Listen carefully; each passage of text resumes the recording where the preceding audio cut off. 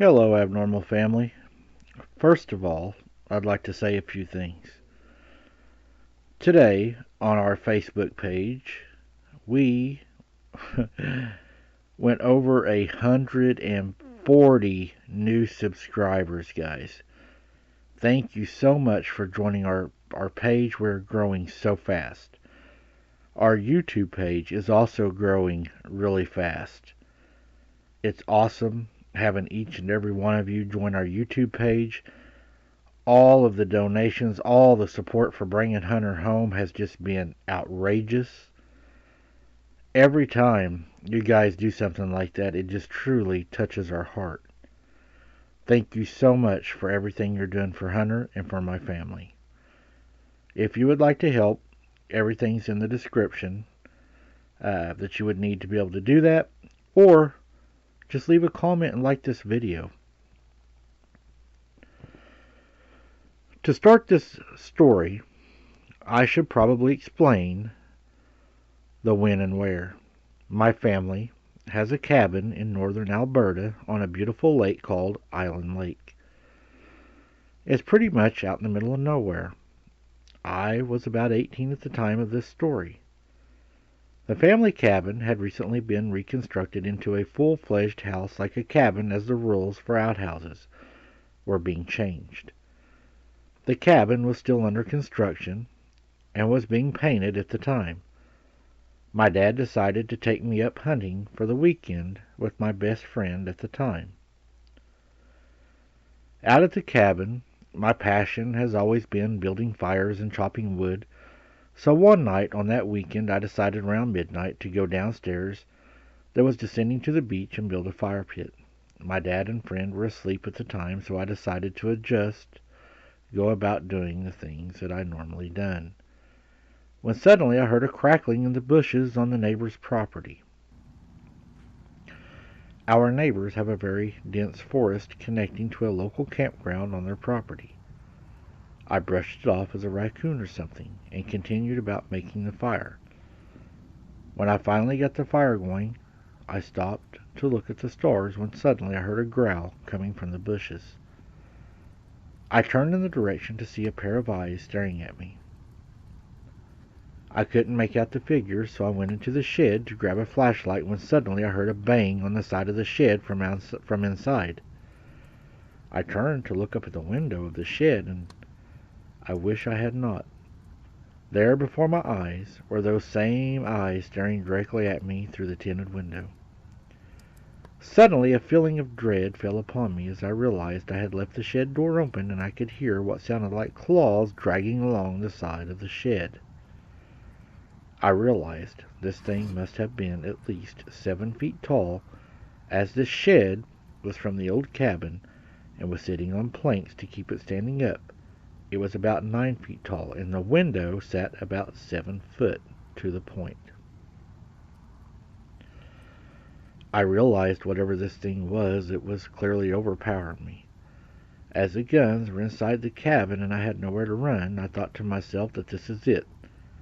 This is the end, when suddenly my father stepped out onto the deck of the cabin and turned on the bright lights facing downwards to the beach and yelled my name and said, "Are you down there?" The scratching stopped and I heard the creature run off into the bushes as if scared by the light. Quickly, without even putting out the fire, I ran upstairs to the cabin, rushed inside as fast as I could, briefly stopping to look at the bush by the neighbor's cabin. There, towering at least 7 feet tall, as I suspected, was the thing, a werewolf I'd like to think, staring at me from between the two trees, almost smiling. I went inside and locked all the doors. I never saw the thing again, but I do to this day. When I'm out there sitting by the fire pit alone at night, I can't help but feel that this creature still watches me. Maybe it's just there waiting in the bush to get me when I'm least expecting it. Maybe the night that it missed me, it's hoping for another chance.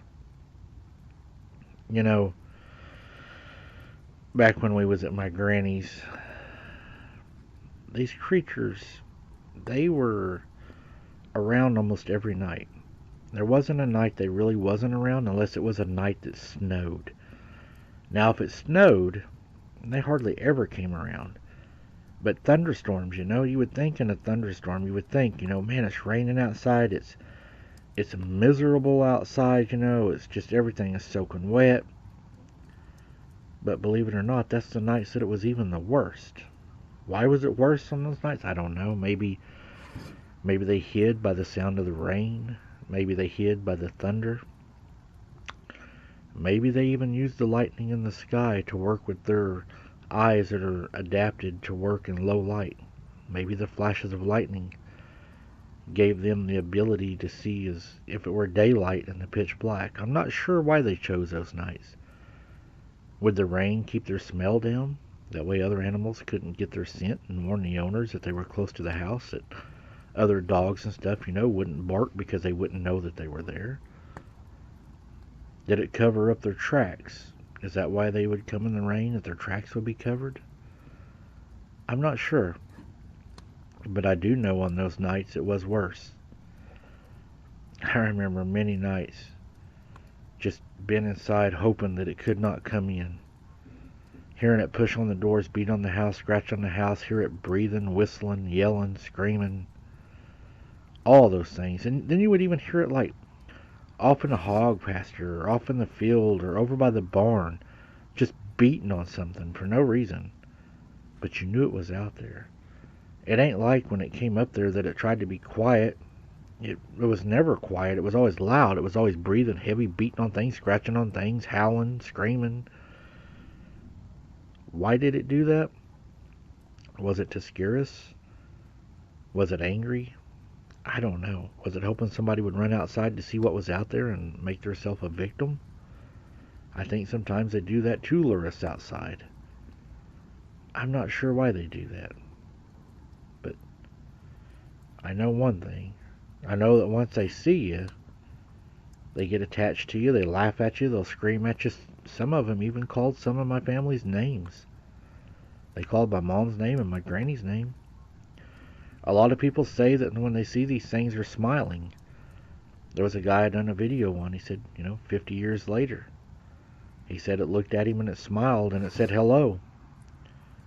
Is it a smile or is it a snarl? That's, something I've wondered. Is it that sinister smile that I have you if I want you? Or is it a snarl where they raise their lip to show their teeth in kind of a daring pose? I'm not sure. I've tried to figure this out myself, and I keep studying and studying and studying, but a lot of people call it a smile, as he did too. Do you guys believe it's a smile or a snarl? What would you call it? Let me know in the comments. I'm interested to see what you all think. We got a boots on the ground coming up really soon, guys. The water is up right now, which is making it difficult to get to the places we need to, but we definitely have a boots on the ground planned. I am going to be going back to the location to where we found the marker. I have not been able to make it back there because the water's been up so much, but I do want to go back there, and I do want to try to catch this creature. I want to try to get a better photograph of it, and I am going to take somebody with me to help run different equipment so I can, get regular photographs and stuff, guys, because I do plan on, trying to catch this on video. So we will be going back soon, so be watching for that video.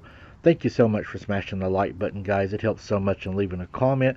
Share it out to your friends. Put this video on your Facebook. All that will help tremendously. Even if it only grabs one person, they have a friend, they have a friend, they have a friend, and that helps us out so much. Let's keep this channel growing, guys, and I'll keep pushing for the truth. Until next time, guys, keep your head on a swivel, and don't be something's dinner.